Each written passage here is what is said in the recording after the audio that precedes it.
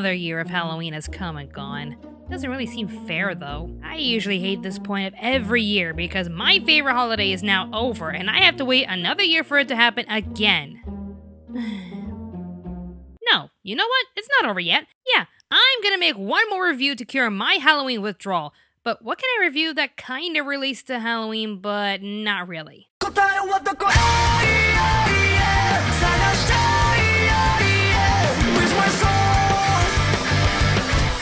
An MMORPG themed anime with a giant skeleton man as the lead. That'll do.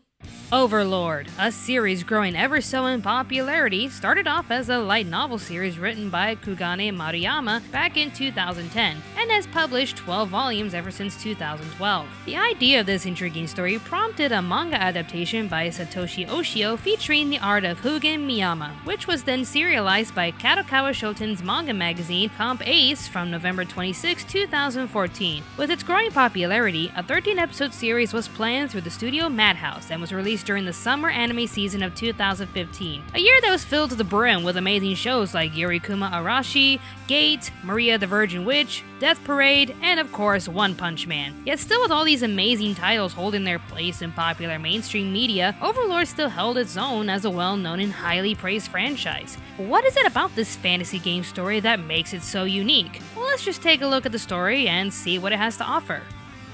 It's the year 2126 and an immersive DMMORPG known as... apparently they make a lot of new names in the future, but how do you even pronounce this? Yggdrasil.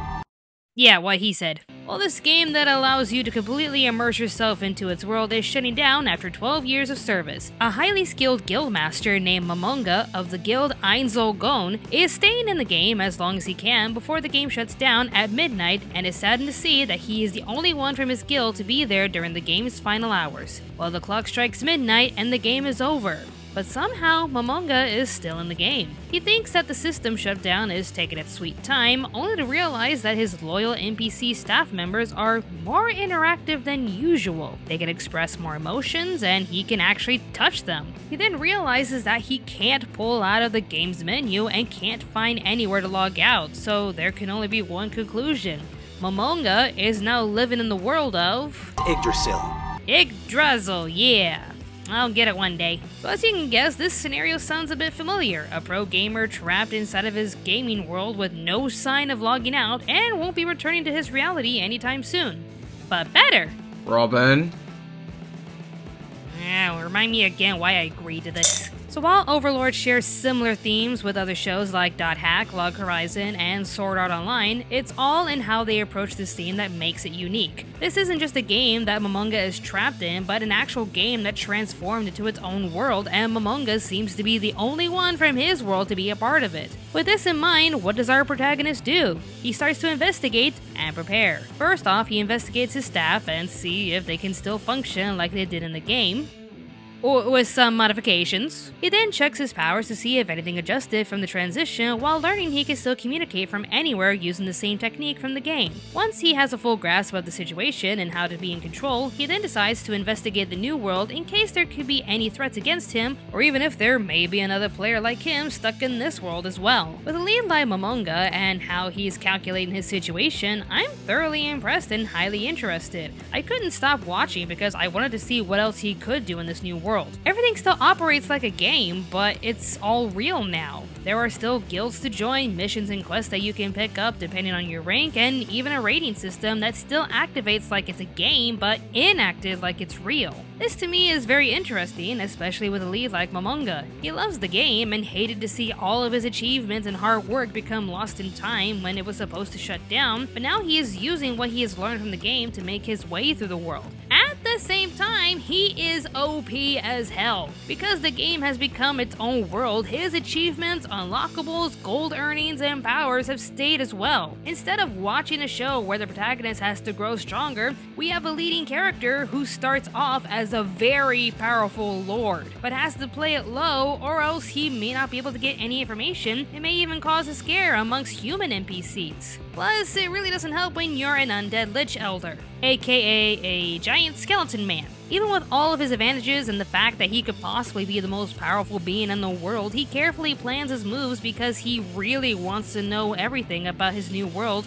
and again, to see if anyone else is out there. There's also the case of how he approaches his situations besides playing it low. His main quest is to gather information, spread my forces across the land to recruit more high-leveled NPCs, and to bring back any more valuable information. At the same time, he thinks about what each situation can do for his advantage and reputation. Like when he's carrying out a group quest to build his rank in the new guild he's joined, he's also calculating ways to speed up the ranking process, especially when something even more dangerous arises. He holds no attachments to others as he's only using what he can to get what he wants. So when the malicious Clementine kills some people he just met and is threatening the village with an undead army just for the lulz, all Momonga can think of is how great his reputation will be when he defeats her and rescues a highly valuable person she just kidnapped. He even forces a sweet old lady to give up everything she has and makes her agree to work for him so long as he can rescue her grandson. Everything he does has to be towards his advantage and control, and to me, that just makes an interesting character. A gamer emerging into a fully immersive and real version of his favorite game, and what he has to do to figure out why.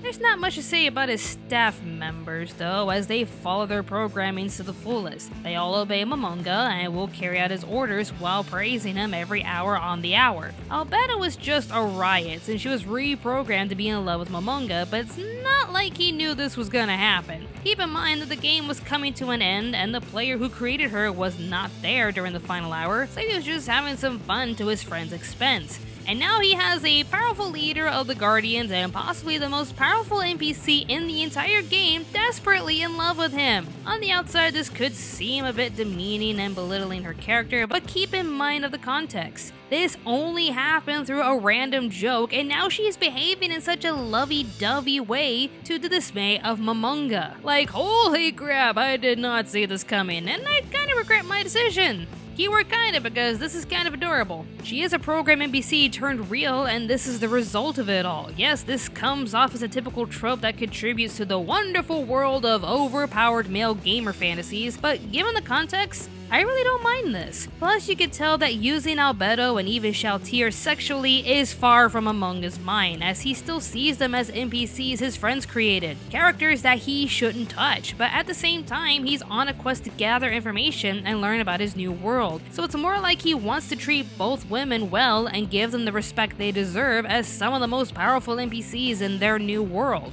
It also ties in with how this series ends, as he shows he's willing to do what he can to keep his new family together. So I will say I will defend Overlord and the characters made for the show because context is key. I wish to address two other things that will spoil the ending, so just click on this time frame to avoid spoilers. Like I said before, raids can happen. After Momonga defeats Clementine, he discovers that Shaltir has disappeared, only to find out that someone has somehow reprogrammed her to become a raid boss. She's just standing there, not starting anything, but the fight will begin as soon as someone activates her, like with any other raid boss from any MMORPG. Another thing to note is how she became a raid boss. One minute she's carrying out an order for Momonga, only to have a bright light confuse her and she faints, thus giving her kidnapper enough time to reprogram her. But how? This world leads to more questions and concern with who did this and why. Could it be something like a Horde versus Alliance situation where an opposing side is trying to annihilate Momonga's undead legion? Yes, I used to play World of Warcraft. Or could there possibly be another player stuck in the game but is still on this team versus mentality and will play against Momonga despite their current situation? All these questions will have to be answered elsewhere, for that is where the series leaves us. If you want to know the answers, there's always the light novels, manga, and oh thank god! Yes, I am interested and will pick up the manga from here, but Overlord is getting a second season and this makes me a really happy fangirl. Overall, I highly recommend this series if you want a truly immersive fantasy gaming show that isn't Sword Art Online. Robin! Damn it. What I mean is, even though the idea of living in a gaming world isn't original, the way the series carries the idea with its story and characters is amazingly creative. Madhouse was behind this amazing animation, and I believe they really outdid themselves this time. The style of the characters really stands out, the colors change significantly and appropriately due to the change in tone and atmosphere, and the way they animate each attack and spell is downright a spectacle. If you're going to make an amazing fantasy world full of magic and wonder, you have to stand out and do it right, and I think Madhouse did it. The dubbing was done by Funimation, and I have to say it's done really well. Each character sounds natural with their voices, but the one that really stands out for me is Momonga, voiced by Chris Guerrero. Is it okay for me to give him orders? Screw it. Sebas, step out of the Great Tomb and confirm the surroundings of Nazarick. His human voice sounds neutral and calm, but his gaming voice is unbelievable. It's a voice that perfectly matches the power and confidence that radiates from this character, and I love it. This is a fairly new series that can still be purchased at most DVD stores, so pick it up from Funimation in America and Mad Men in Australia if you're interested. That or watch the series online through Hulu, Crunchyroll, or Anime Lab. This is a show I can't recommend enough, so be sure to check it out before Season 2 starts in 2018.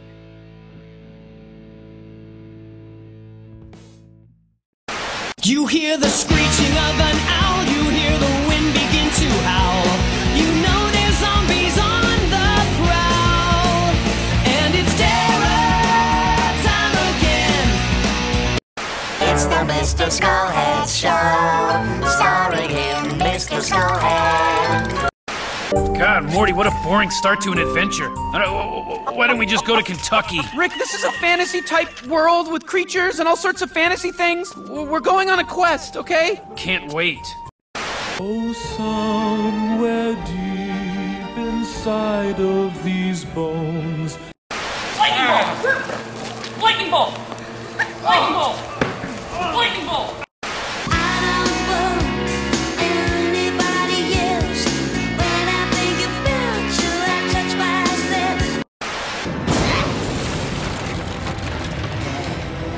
Miss Monroe, eat a Snickers. Why? You get a little cranky when you're hungry.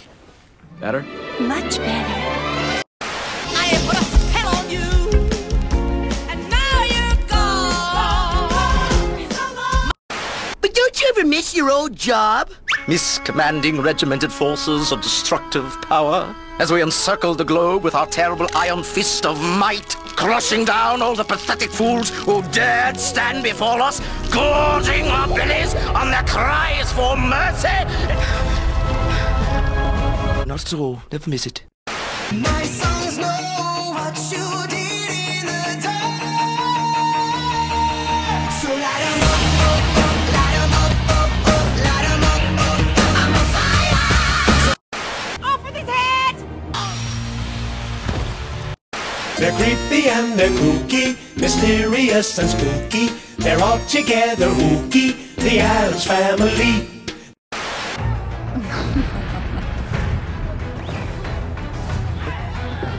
It's a trap! I'm gonna cast a spell on you. You're gonna do what I want you to. I don't wanna hear it. No more fussing and a fighting, baby. Hold me tight.